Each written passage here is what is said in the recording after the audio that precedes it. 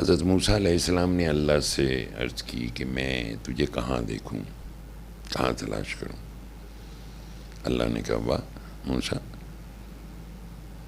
مجھے پرہیزگار کے دل میں تلاش کر، جس نے جو دنیا مافیا کو چھوڑ چکا ہو۔ دیکھو یہ تو ہم نے کلندر پاک ایک فقیر ہیں،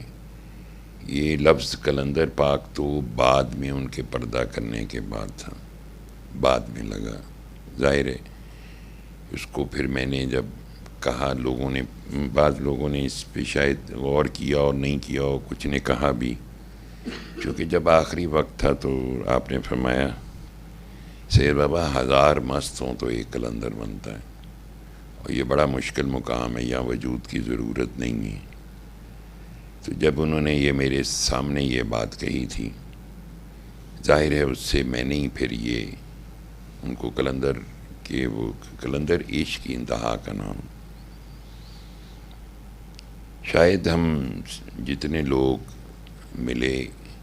ان کو آئیڈیا بھی نہ ہو فقیر کا، چونکہ جو سامنے آ جاتا ہے نا اس کو آپ کبھی فقیر نہیں مانتے،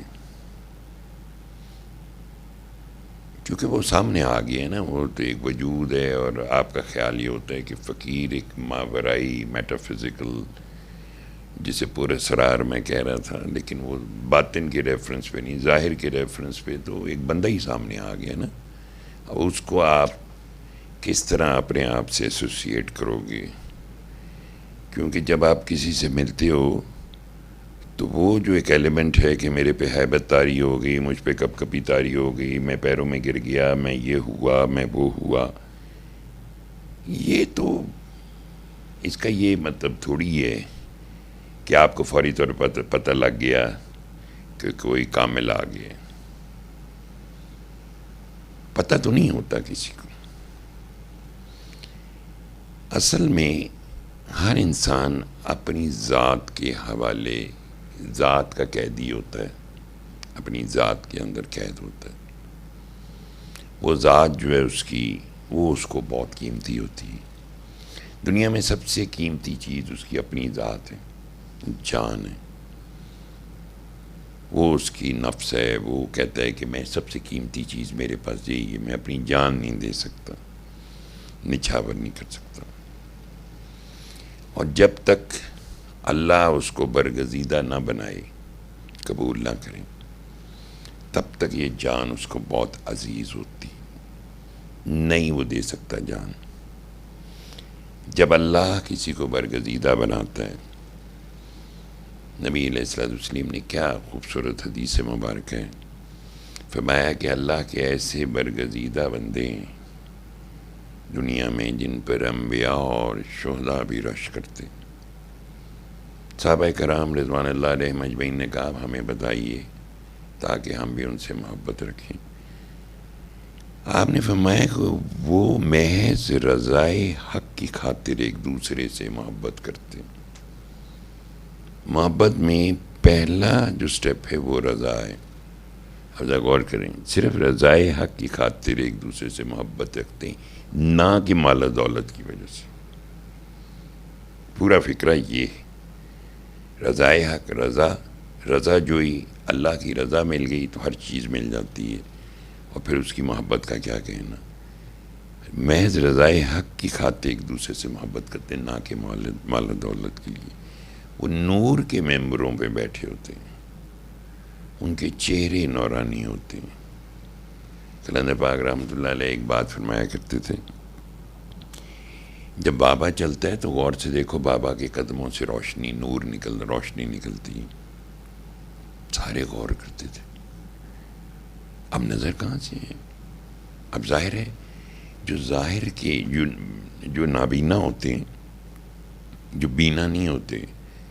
وہ تو پیروں کی طرف ہی دیکھیں گے نا، انہوں نے یہ بات تو نہیں دیکھی کہ روشنی پیروں سے کیسے نکل سکتی، لاجک کے اس میں بھی نہیں سوچا کہ یار اس آنکھ سے وہ روشنی کیسے لگ سکتی ہے، کوئی ایسی چپل ہے جیسے بچے پہنتے ہیں، وہ رگڑ لگتی ہے تو اس میں روشنی چمکا، نبی علیہ الصلوۃ والسلام نے فرمایا وہ نور کے ممبروں پہ بیٹھے ہوں گے، اور جب لوگ خوف زدہ ہوں گے انہیں کوئی خوف نہ ہوگا۔ خوف زدہ کیوں ہوتا ہے بندہ؟ جس کو مستقبل کا ڈر ہو کہ پتہ نہیں مستقبل میں کیا چیز آ جائے گی، وجود پہ کیا امتحان آ جائے گا، کیا بیماری آ جائے گی، ابھی اس وقت کیا ہے، کل کیا ہو جائے گا۔ وہ کیا فرمایا نبی علیہ الصلوۃ والسلام نے، جب لوگ خوف زدہ ہوتے ہیں انہیں کوئی خوف نہیں ہوتا۔ کیوں؟ وہ اللہ کی راہ میں بک چکے، وہ خریدے جا چکے، وہ اس توحید کے سمندر کے تیراک بن گئے ہیں جہاں ان کے قلوب ان اسرار الہیہ کے حافظ ہیں، ان کے قلب روشن ہیں، جہاں دنیا نہیں ہے، جہاں ہوا ہوس نہیں ہے، جہاں نفسی تقلید نہیں ہے، جہاں صرف محبت۔ پھر آقا دو جہاں علیہ الصلوۃ والسلام نے فرمایا اور وہ انہیں کوئی غم نہ ہوگا جب لوگ غمگین ہوں گے۔ کوئی چیز رہتی ہے بسم اللہ، نہیں رہتی تب بسم اللہ، کوئی چیز ٹوٹ گئی تب بسم اللہ۔ کس بات کا؟ کس ہر شے میں جانب اللہ ہے۔ پھر آپ صلی اللہ علیہ وآلہ وسلم نے یہ آیت پڑھی، اللہ ان اولیاء اللہ لا خوف علیہم ولا هم یحزنون، بے شک اللہ کے دوستوں کو نہ کوئی خوف ہے نہ غم۔ اب ہمیں یہ تو ایک علمی انڈرسٹینڈنگ ہو گئی کہ یار یہ اس طرح اللہ کے دوست ہوتے ہیں۔ پاکستان میں رہنے والے تمام ہمارے مسلمان بھائی، انہیں اندازہ ہے کہ تمام شہروں میں کسی جگہ زیادہ ہیں، کسی جگہ کم، بہت سارے اولیاء اللہ کے مزار ہیں۔ جیسے اسلام آباد میں بری امام ہیں، پیر مہر علی شاہ صاحب رحمۃ اللہ علیہ ہیں، ادھر گجر خان میں ہیں اپنا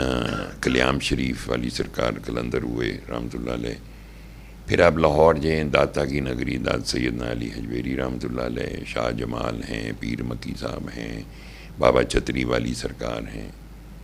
اسی طرح آپ ہر شہر میں جائیں، کہیں کاواں والی سرکار ہیں، کہیں بلیاں والی سرکار ہیں،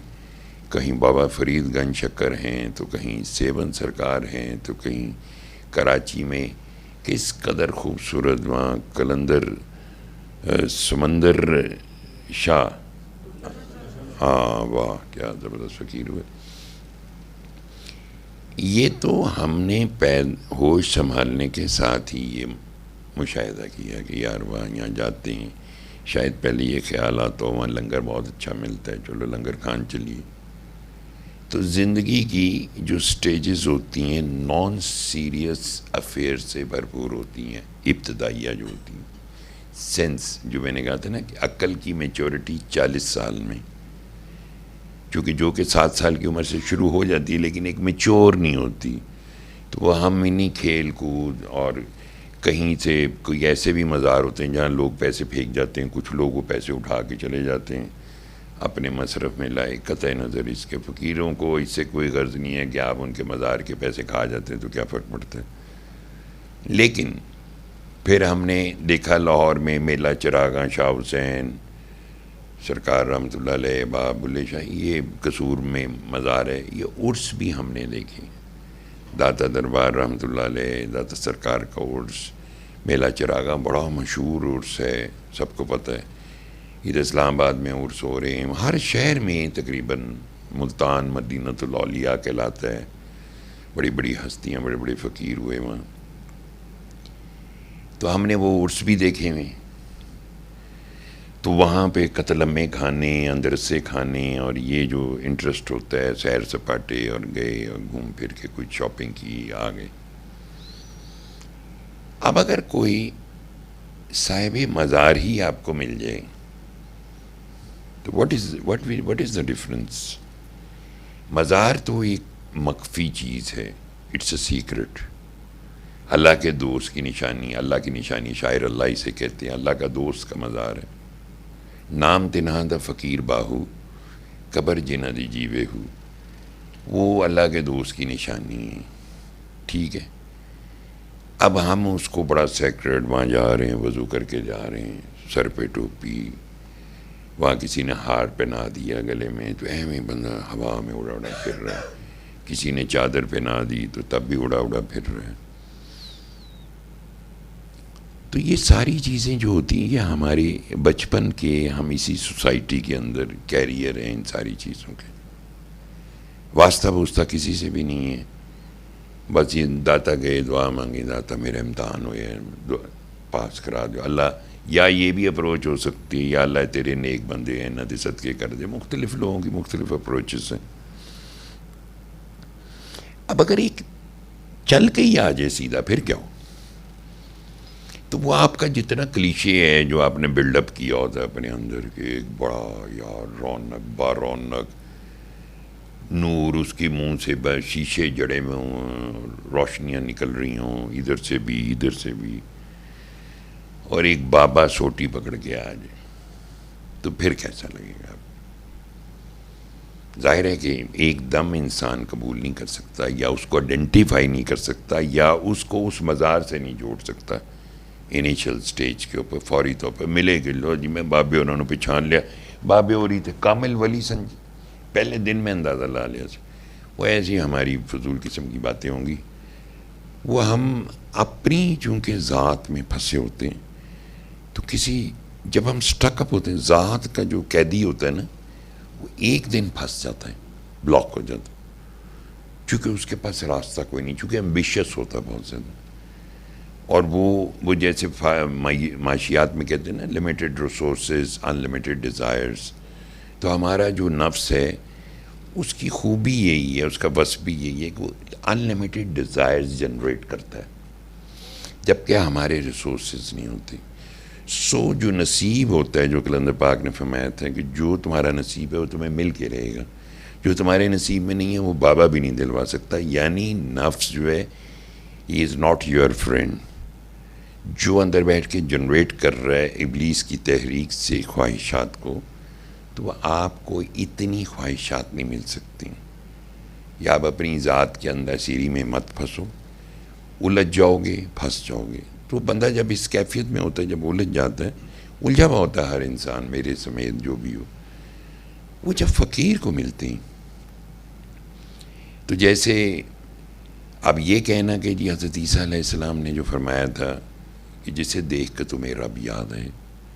اب مجھے بتاؤ جو اپنی ذات کا قیدی ہو, جسے نفس کی تقلید کے سوا کوئی نظر نہ آتا ہو, وہ کیسے کہے مجھے بابا نظر آیا, مجھے رب نظر آ گیا؟ کہہ سکتا نہیں, کہہ سکتا نا. چونکہ ہم پارسا ہو جائیں, اپنے طور پہ بہت نیک ہو جائیں, بہت ہی ایماندار ہو جائیں, یہ تو ہمارا خیال ہے نا ہم پارسا اور ایماندار اور نیک ہیں.